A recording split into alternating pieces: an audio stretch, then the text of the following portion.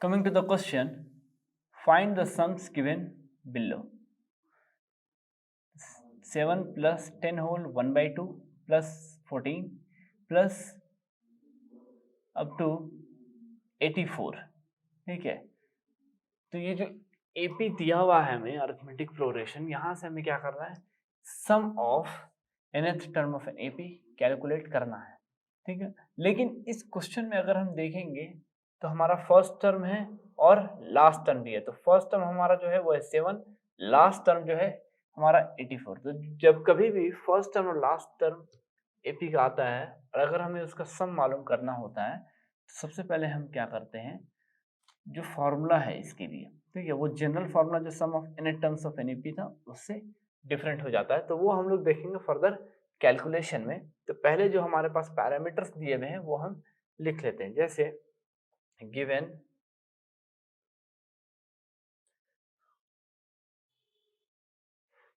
क्या हो जाएगा, a इज इक्वल टू कितना हो जाएगा 7. तो हम यहाँ पे लिख लेंगे a is equal to 7. Last term क्या हमारा l is equal to last term 84. ठीक है, तो हमें क्वेश्चन में कहा गया find the sums given below, इसका सम मालूम करना है हमें. करेक्ट.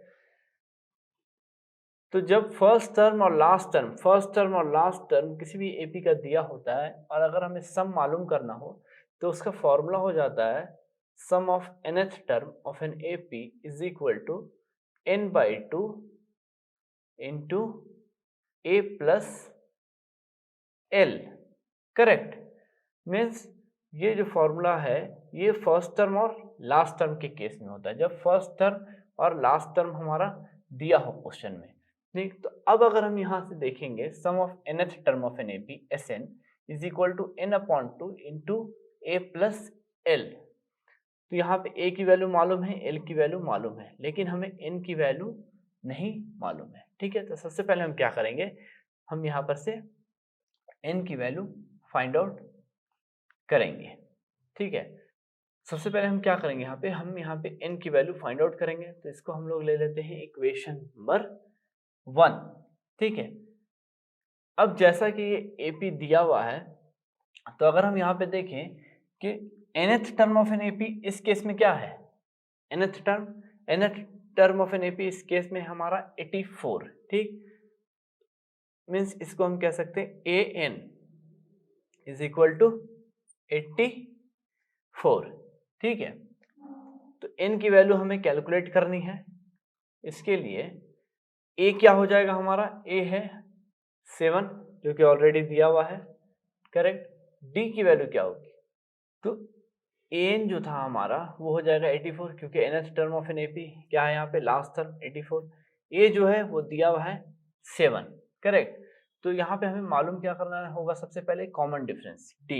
तो d की वैल्यू क्या हो जाएगी, किसी भी दो टर्म्स के बीच का कॉमन डिफरेंस.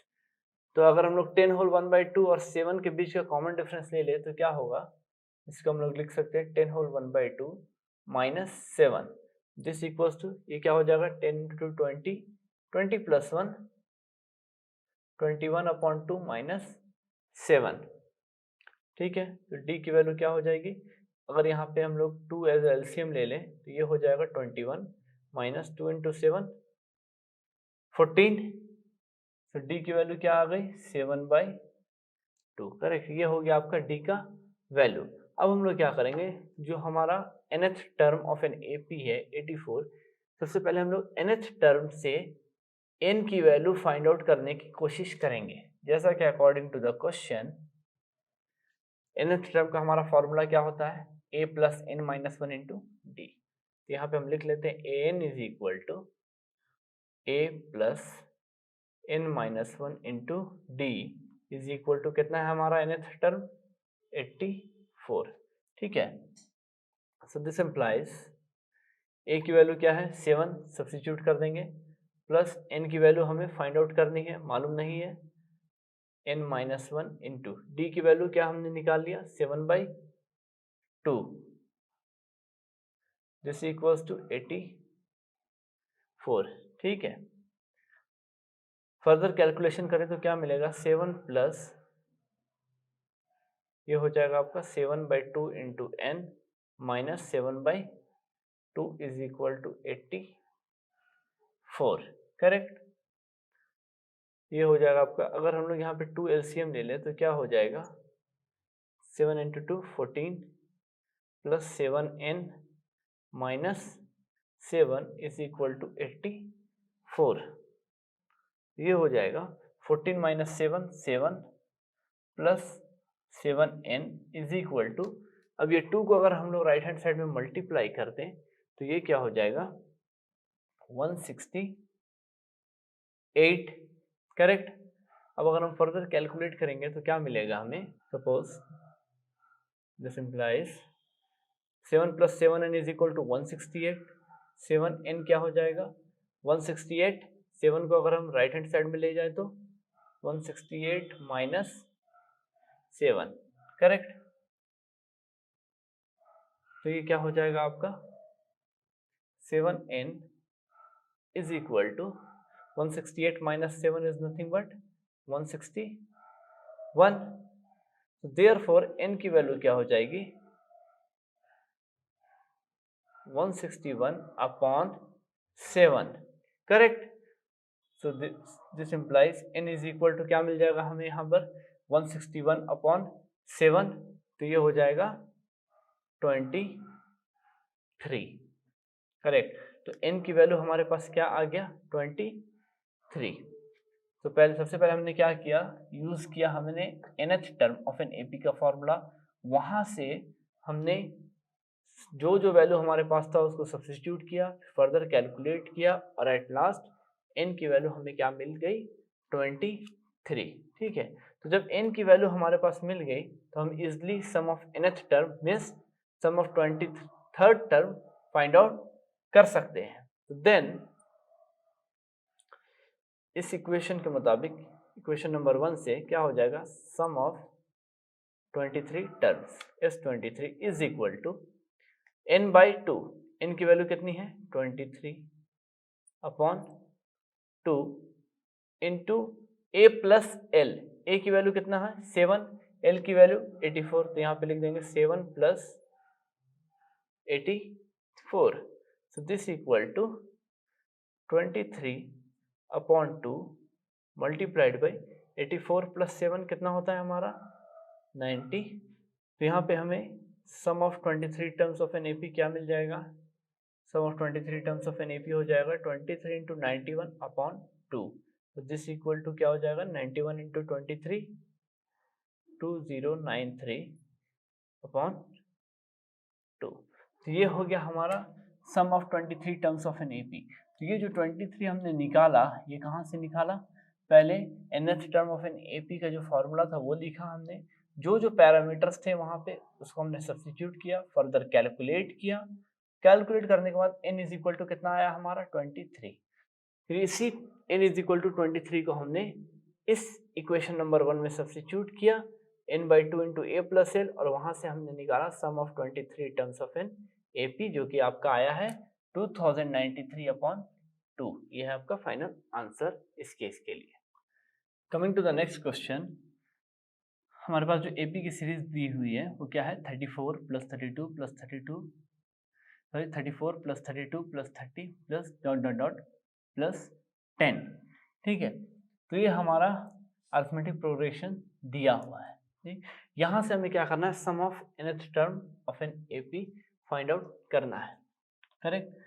तो अगर हम यहाँ पे देखें, हमारा फर्स्ट टर्म भी दिया हुआ है और लास्ट टर्म भी दिया हुआ है, ठीक। जब कभी फर्स्ट टर्म और लास्ट टर्म दिया होता है तो sum of nth term of an AP क्या हो जाता है n/2 into A plus L.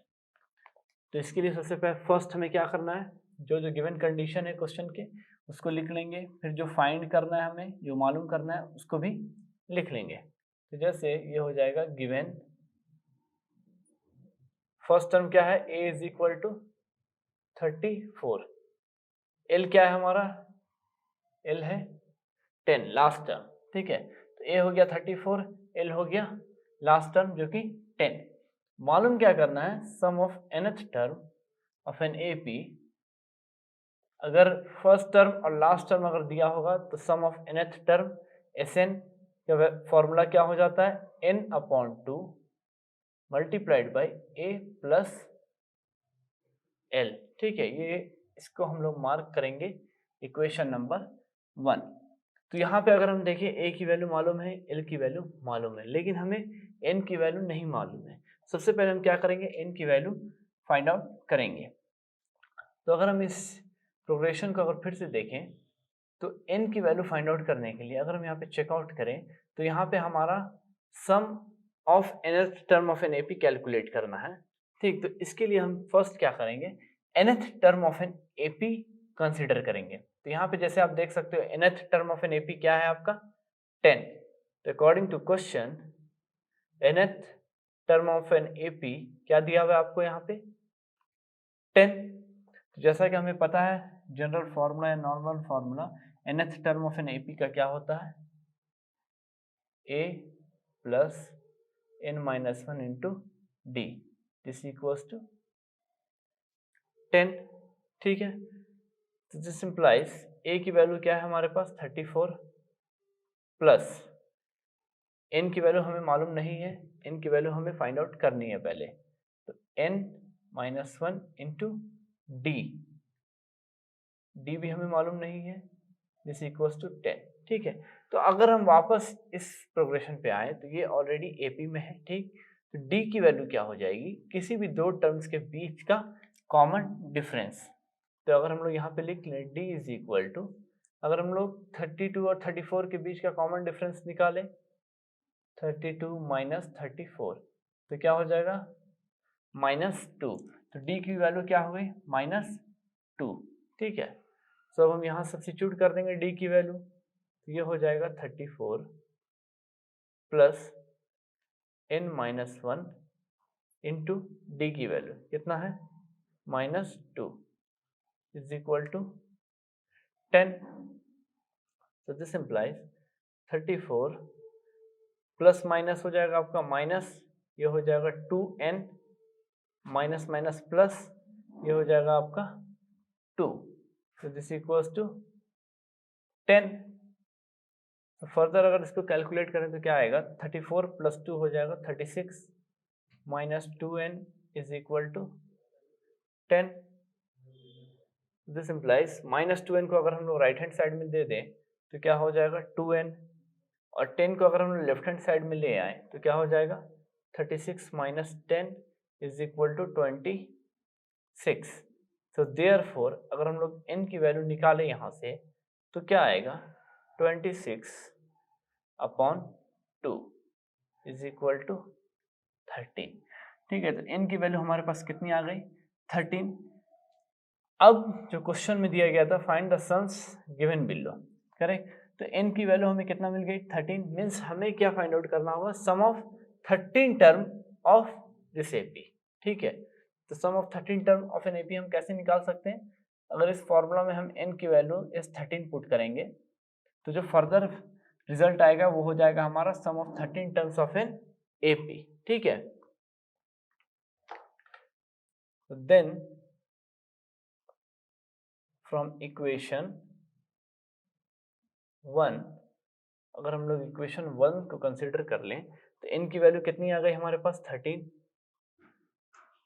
ये हो जाएगा आपका S13, यहाँ पे इक्वेशन 1 के मुताबिक S13 हो जाएगा, ये is equal to n/2 means 13/2 into a plus l, a की वैल्यू कितनी है हमारे पास 34, l की वैल्यू कितनी है 10, यहाँ पे हम सब्स्टिट्यूट कर देंगे 34 plus 10। So this implies S13 means sum of 13 terms of an AP क्या हो जाएगा 13/2 multiplied by 34 plus 10 44। So therefore sum of 13 terms of an AP क्या हो जाएगा आपका यहाँ पे 13/2 इंटू 44, तो 2 से ये 22 टाइम्स में कैंसिल आउट हो जाएगा। ठीक है, तो जो sum of 13 terms of an AP आपका आएगा वो क्या होगा 13 into 22, correct. So this equals to ये हो जाएगा आपका 286। ये हो जाएगा आपका फाइनल आंसर, जो कि sum of 13 terms of an AP का आपको फाइनल वैल्यू क्या मिला है 286। तो सबसे पहले हमने क्या किया था इस क्वेश्चन में भी, nth terms of an AP का यूज किया, जो कि n इज इक्वल टू 10 हमने यहाँ पे लिख दिया था। उसके बाद इस इक्वेशन को यूज करके a plus n minus one into d is equal to 10, इस इक्वेशन को यूज करके फर्दर हमने कैलकुलेट किया, जो पैरामीटर्स रिक्वायर्ड थे उसको हमने सब्स्टिट्यूट किया, और फिर n की वैल्यू कितनी आ गई 13। इसी n की वैल्यू को हमने सम ऑफ nth टर्म्स के इक्वेशन में सब्स्टिट्यूट किया, जो कि इक्वेशन नंबर 1 था, यहाँ पे हमने सब्स्टिट्यूट किया। उसके बाद फर्दर जब हमने n की वैल्यू सब्स्टिट्यूट की, a की और l की, तो हमें sum of nth terms of an AP क्या मिला, sum of 13 terms of an AP is equal to 286।